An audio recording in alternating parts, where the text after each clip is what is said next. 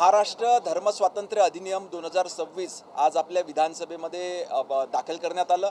याला ऑलरेडी मंत्रिमंडळानं त्या ठिकाणी मंजुरी दिलेली असून आपण बघितलं की समाजामध्ये अनेक ठिकाणी त्या ठिकाणी कधी बळजबरीने कधी काही लालूच दाखवून विशेष करून गरीब वर्गातल्या लोकांना साध्या भोळ्या लोकांना त्या ठिकाणी एका धर्मातून दुसऱ्या धर्मामध्ये धर्मांतर करण्याच्या प्रयत्न काही घटना त्या ठिकाणी राज्यामध्ये झालेल्या होत्या। ऑलरेडी देशामध्ये 7 ते 8 असे काही राज्य होते की त्यांनी हा कायदा त्यांच्या राज्यामध्ये लागू केलेला होता। आज महाराष्ट्र सरकारने देखील विधानसभेमध्ये हा कायदा हे बिल त्या ठिकाणी आणलेला आहे, ज्याची विस्तृत चर्चा येणाऱ्या आठवड्यामध्ये सभागृहामध्ये होईल।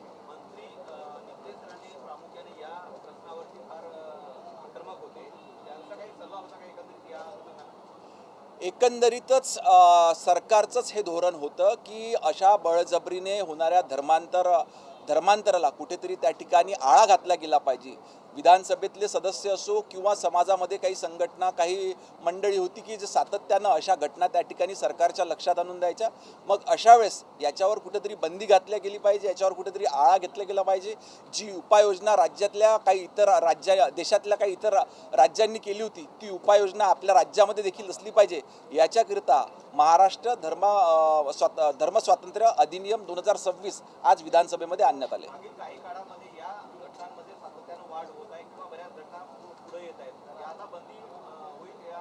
यालाच आळा घालण्याकरिता ह्या कायद्यामध्ये तसं प्रावधान करण्यात आलेलं आहे। ह्या पद्धतीने ह्या कायद्याचं उल्लंघन करणाऱ्या त्या ठिकाणी व्यक्ती असो किंवा संस्था असो त्यांच्यावरती कारवाई करण्यात येणार आहे।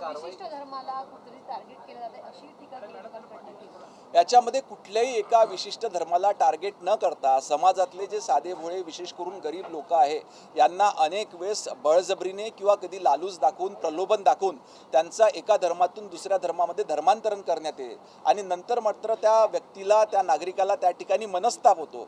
अशा वेळेस त्याला मदत झाली पाहिजे, याच्याकरिता हा कायदा त्या ठिकाणी आणण्यात आलेला आहे।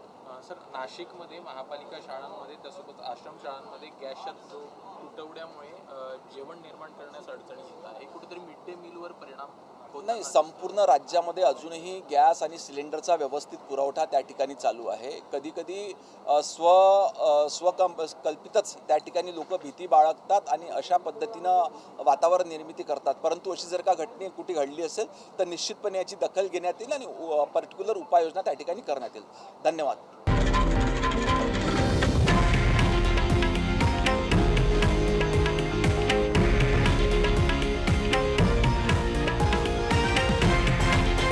हे आहे देशातील नंबर 1 न्यूज नेटवर्क आणि आपण पाहत आहात TV9 मराठी, एकमेव।